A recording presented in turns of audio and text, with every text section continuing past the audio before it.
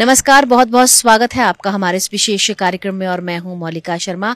बिना समय को व्यर्थ किए शुभारंभ करेंगे कार्यक्रम का और बात करेंगे महामंडलेश्वर श्री योग योगेश्वरी युति जी से और जानेंगे क्या है महाकुंभ की महत्ता। माँ, बहुत बहुत स्वागत है आपका। जय श्री राम। जय श्री राम। ओम नमो नारायण जी, सबसे पहले तो आप संगम की स्थली पर बैठी हैं, क्या कहेंगी? ये मेरा परम सौभाग्य है। माँ भगवती, माँ गंगा की अपार कृपा है कि मुझे शिविर, मेरे गुरु की कृपा से मुझे बिल्कुल संगम तट पे ही ये शिविर मिला है, स्थान मिला। तो ये तो मैं मानती हूँ कि भगवती ने ही मुझे अपने तट पे बसाया है। तो ये सबके लिए संभव नहीं था और इसमें भगवती के और गुरु की ही विशेष कृपा मैं मानूंगी। जी, संगम की स्थली पर जो भी भक्त आपके पास आ रहे हैं, आपके दर्शन कर रहे हैं, एक दो लोगों से मेरी भी बात हुई तो उन्होंने कहा कि आपके दर्शन मात्र से ही व्यक्तियों की समस्याओं का समाधान हो रहा है। इस पर क्या कहेंगी आप? मेरे दर्शन मात्र से सामने वाले के भाव पर है। सब कुछ जो व्यक्ति का कल्याण होता है वो भाव प्रधान है। ये संसार भाव प्रधान है। अगर कोई जिस भाव से, जैसी जिसकी दृष्टि होगी वैसी सृष्टि होगी। जिस भाव से जो जिसको देखेगा, जैसे जो श्रद्धालु इस तीर्थ में आ रहे हैं, जो ये सोचने आए हैं कि देखिए क्या हो रहा है, क्या सच है क्या झूठ है, ये जानने आए हैं, उनको कुछ नहीं मिलेगा। बिल्कुल। ये सोचेंगे कि ये जो रेती है ये तो सिर्फ बालू है गंगा का, तो उन्हें कुछ नहीं मिलेगा। लेकिन जो ये सोचेंगे कि ये जो बालू है ना, इसी में भगवती की कृपा है, शक्ति है, आशीर्वाद है, ऋषि मुनियों के चरणों के रज है, इसमें वो सिद्धि वो शक्ति समाहित है, उसको अपने मस्तक पे लगा लेंगे तो उनका कल्याण हो जाएगा। तो सीधी सी बात है कि मेरे पास अगर कोई आ रहा है और दर्शन कर रहा है तो वो उसकी श्रद्धा और भाव ज्यादा महत्वपूर्ण है। सच झूठ को आप किस रूप में परिभाषित करेंगी माँ? संसार में देखा जाए तो सच, पूरा संसार ही सत्य है। कोई भी झूठ जैसी चीज ही नहीं है। जो ईश्वर की बनाई हुई परम सत्ता, सब सत्य ही है। ईश्वर से क्या अभिप्राय? जब हम, जो सारे संसार का नियंता है, वो शक्ति जो अदृश्य रूप में हमें चला रही है और साकार में हमें आप हम कोई भी मिल जाता है, वो साकार ब्रह्म हो जाता है, जिसे हम पूज लेते हैं, जिसे हम गुरु मान लेते हैं, जिसे देखिए गुरुजनों को भगवान देवता मान के पूजा जा रहा है, तो वो साकार हो गए। जो मूर्ति आप एक विग्रह बना लीजिए, जैसी कल्पना कर लीजिए, लेकिन जो अदृश्य रूप में जो शक्ति चल रही है वही ईश्वर, जो सबको चला रही है, जो हमारे सोचने की, स्मरण की, चलने की, बोलने की, ज्ञान बुद्धि सब कुछ जो हमें मिल रहा है वो सब उसी की कृपा से है। वही शक्ति हमें चला रही है। जो पुरुष और प्रकृति है, शिव और शक्ति है, दोनों के एकाकार से ही संसार चल रहा है और दोनों के मिलने से ही ईश्वर का स्वरूप बनता है। लोग कोई कहते हैं देवी की उपासना करते हैं, कोई कहता है कि हम शिव की उपासना कर रहे हैं, कोई राम की कह रहा है, कोई सीता की कह रहा है, सब अलग अलग भेद कर रहे हैं। लेकिन मेरा मानना है कि अलग अलग कुछ कोई नहीं है, सब एक ही है। हम नाम में बटे हुए हैं लेकिन ईश्वर की सत्ता एक ही है। और पुरुष और प्रकृति, ये संसार जो कुछ ये दिख रहा है, ये संसार में ये प्रकृति है। आप हम सब प्रकृति का अंश है। पुरुष तो बस एक ही है, वो आत्मा कह ले, परमात्मा कह ले, जो हमें महसूस नहीं है, लेकिन जो हमें महसूस कराने में, उसकी अनुभूति कराने में जो सहायक है वो प्रकृति है। तो दोनों के एकाकार से ही मिलकर के ईश्वर तत्व। जी, आत्मा का परमात्मा से मिलन कैसे हो माँ, आप ये भी हमें बताएं। ये तो एक लंबी यात्रा है। आत्मा ही परमात्मा है, लेकिन उस तक पहुंचना, जैसे कि हम लोग ध्यान भजन करते हैं। ये लोग कहते हैं आज के समय ध्यान की बातें बहुत हो रही पूरी दुनिया में, जिसे देखो ध्यान करना चाहिए। क्या ध्यान करना चाहिए? कि ईश्वर को जानना है, ब्रह्म को जानना है?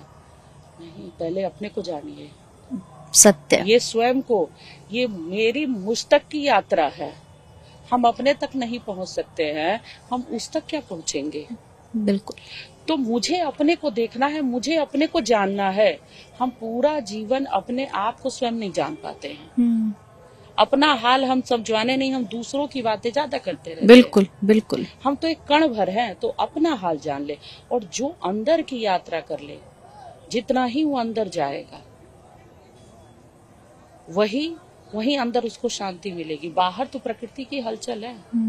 जितना हम बाहर देखेंगे इस खुली आंखों से, जब हम संसार को देखते हैं तो बहुत हमें विभिन्न ऊंच नीच विभिन्नता दिखती है। लेकिन जब हम अंदर जितना ही समाहित होते जाते हैं, हमें एक समान दिखते हैं। सारा संसार हमें एक समान दिखने लगता है जितना ही हम अंदर उतरते जाते हैं। इसीलिए पूरे संसार को एक दृष्टि से, समदृष्टि से देखने की, संन्यास मतलब समदृष्टि, पूरे संसार के लिए समदृष्टि का भाव हो जाए, तब जाके तो आपने संन्यास तो कर्मकांड से आप धारण कर लेते हैं। लेकिन जब हमारा मन, हमारी दृष्टि सबको समदृष्टि से देखने लगे तो हमें समझ कि हम सही सन्यासी हो गए। तो स्वयं को पहचाना कैसे जाए? स्वयं को पहचानना, जो मैं भी बता रही थी कि पहले हम अंदर की अपनी यात्रा शुरू करें और नित्य अभ्यास किया जाता है। ठीक है, संतों का आशीर्वाद लीजिए, संतों का जो ज्ञान है, जो उपदेश है, वो सब सुने, हम उनके सानिध्य में बैठे, गुरु से कुछ मार्गदर्शन, विधियां प्राप्त करें।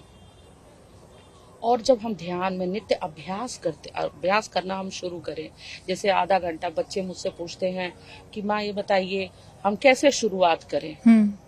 बिल्कुल, बच्चे पूछते हैं मुझसे, तो मैं कहती हूँ कि शुरुआत करने के लिए कभी न बड़े मंत्रों के चक्कर में पड़िए। आज के समय क्या है, बहुत बड़े बड़े मंत्र, और ऐसा मंत्र जो थोड़ा सा एक अलग भाव प्रकट करे, लगता है कि सब कुछ नहीं, जितना सरल छोटा है। ओम सबसे पावरफुल मंत्र। बिल्कुल। और कहा जाता है कि सबसे पहले अपने शरीर की हलचल को तो थामिए। शरीर की हलचल को कैसे, कि स्थिरता लाइए, मन स्थिर हो, तन स्थिर हो। तो आप 15 मिनट 20 मिनट नित्य बैठना शुरू करिए। बहुत विचार अंदर बाहर आएंगे, आने जाने दीजिए, कुछ नहीं होता है। बहुत से अच्छे बुरे विचार आएंगे, उसको देखिए, ध्यान से सुनिए क्या हो रहा है आपके साथ, आपको ही सोचना है।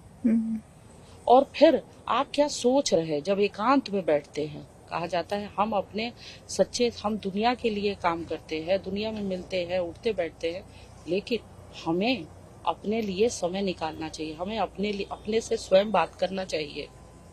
हम स्वयं से अपने बात नहीं करते, मैं क्या हूँ, मुझे क्या चाहिए, बहुत जरूरी है करना, ये बहुत जरूरी है। तब हम अपने आप को पहचान पाएंगे। तो ये लंबी यात्रा है, ये एक दिन में नहीं हो सकता है। और ना ही मैं किसी को भी ये कहती हूँ कि तुरंत बहुत आसन लगा लीजिए, रीढ़ की हड्डी सीधी कर लीजिए, क्योंकि ध्यान तो मन की अवस्था है। कहते योग, आत्मा और परमात्मा का मिलना योग है। जैसे दो मित्र मिल रहे हैं, गुरु शिष्य मिल रहे हैं, तो एकाकार हो रहे हैं। बिल्कुल है? तो ये तो दिल का मिलना है ना, मन का मिलना है ना। तो इसमें शरीर तो एक सहायक जरूर है, शरीर का स्वस्थ होना जरूरी है, लेकिन पूरी तरह से योग, ध्यान, ये सब मन की स्थिति है। मन ही नहीं एकाग्र है। पूरे संसार में समस्या क्या है, अवसाद का, डिप्रेशन चल रहा है, एंजाइटी की प्रॉब्लम है। प्रॉब्लम कहाँ है, मन की है। मन को सही करने की जरूरत है। मन को रस, रूप, रंग सब कुछ चाहिए। मन वीरानी नहीं ढूंढता है। बिल्कुल, है ना। तो मन को संगीत चाहिए, मनोरंजन चाहिए, मनोरंजन चाहिए। बिल्कुल। लेकिन हमें ये चुनना है कि हमें कैसा संगीत चाहिए। ये हम पर निर्भर करता है। अगर हम बहुत शोर शराबे वाले संगीत सुनते हैं तो वो हमें कभी भी अवसाद से नहीं बचा सकते हैं। हमें सॉफ्ट क्लासिकल संगीत सुनना चाहिए, तो वो हमें मन को सुकून, शांति प्रदान करेगा। तो बहुत से विभिन्न प्रकार के उपाय हैं जो हमारी साधना में मन को सही करने के लिए, सारी जो काउंसलिंग हो रही है, जो प्रवचन हो रहे, कथा हो रही है, ये मन को सही करने के लिए। पूरा विश्व जो है ये मन को ही कंट्रोल और मन को ही सही करने के लिए प्रयासरत है। और हमारा जो सनातन धर्म है, ध्यान है, विधि है, मंत्र है, जप है, यज्ञ है, जो भी हम कर्मकांड सब कुछ करते हैं वो हम मन को सही करने के लिए करते हैं। हमारी मानसिक शक्ति हमें मिलती है, ऊर्जा हमें मिलती है। जब हमें मानसिक शक्ति, हमारी ऊर्जा हमारे, तो हम पॉजिटिव तरीके से सोचते हैं। तब बहुत अच्छा हुआ, जैसे रुद्राभिषेक किया, बहुत अच्छा लगा है।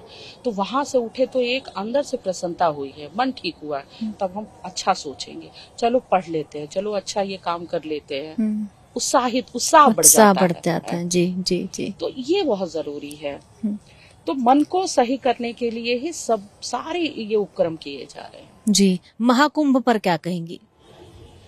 महाकुंभ तो जैसे ग्रहों का एक बड़ा ही ऐसा संयोग बना हुआ है, जिसमें 144 वर्षों के बाद जी ये संयोग बना है, जी बना हुआ है।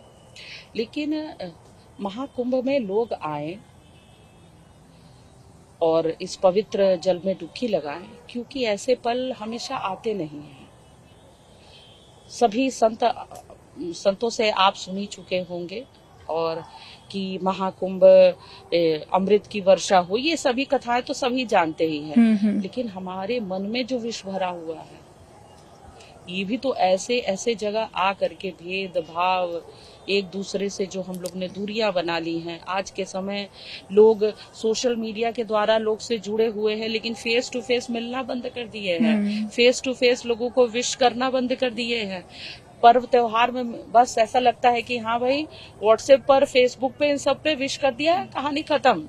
इनफैक्ट शादी के कार्ड्स भी अब व्हाट्सएप द्वारा दिए जाते हैं, होने जा रहे हैं। जी। तो मैं इस महाकुंभ के इस अवसर पर, इस पवित्र धरा से, इस महातीर्थ से मैं यही सबसे कहना चाहूंगी कि अपने रिश्तों को सजो के रखिए। सोशल मीडिया जरूरी है, लेकिन सोशल मीडिया के माध्यम से जो भी है उतने ही तक अपने रिश्तों को न रखें। अपने रिश्तों को, जो पहले कहा जाता है कि गले लगाइए अपने मित्रों को, उनको देखिए, उनको निहारिए, देखने से, छूने से प्रेम बढ़ता है। नजदीक बैठिए उनसे, उनका हाल पूछिए। तो इस तरह से मन का विष खत्म होगा। सबके मन में विष बढ़ता जा रहा है, तो अगर यहाँ आएंगे तो वो विष खत्म होगा, अमृत का स्वाद चखेंगे। तो जरूर को चलिए। लोग कह रहे हैं कि चलने से थकान हो रही है, इसका भी एक विज्ञान है। आप परिक्रमा करने जाते हैं, पैदल चलते हैं, इतनी कोस पर परिक्रमा किया, इतना कोस परिक्रमा किया, इसका भी एक विज्ञान है। हमारे जो है, जब आप देखिए पैर है, ये तलवे हैं, सारा जब हम चलते हैं एक्यूप्रेशर किया जाता है ना। तो ये जो चलते हैं, तो पूरी हमारी परिक्रमा का मतलब है कि हमारी बॉडी में पूरा ब्लड सर्कुलेट हो रहा है। ऐसे आपको बोलेंगे मॉर्निंग वॉक करिए, 2 किलोमीटर 4 किलोमीटर, एक्सरसाइज करिए, जिम जाइए, उसमें मशीन पर चल रहे हैं कि हमने 5 किलोमीटर इतने फुट स्टेप हम चले, आप काउंट कर रहे हैं। तो आप वैसा ही सोच के चलिए ना इस कुंभ में। जी बिल्कुल बिल्कुल। तो पूरी बॉडी में हमारा जो ब्लड सर्कुलेट होता है, तो हमारी हेल्थ के लिए बहुत अच्छा है। जो हमारे ऋषि मुनियों ने परिक्रमा की बात करी है, ये कहीं ना कहीं हमारे स्वास्थ्य से जुड़ा हुआ है। और जब हमारा ब्लड सर्कुलेट, तो ब्लड जहाँ कहीं रुका होता है वहीं बीमारियां होती हैं शरीर में। तो ब्लड सर्कुलेट होगा, आपकी सोच अच्छी होगी, ब्रेन तक ब्लड जाएगा। तो सोच अच्छी होगी तो मन स्वस्थ होगा, बिल्कुल। और अमृत की अनुभूति करेंगे। माँ संदेश स्वरूप जरूर कुछ कहें आप भी भारत की बेटी हैं, मैं भी भारत की बेटी हूँ। तो मैं बेटियों के लिए, माताओं बहनों के लिए मैं ये कहना चाहूंगी, जिस तरह से आज के समय में परिवार बिखर रहा है, रिश्तों की महत्ता खत्म हो रही है जी।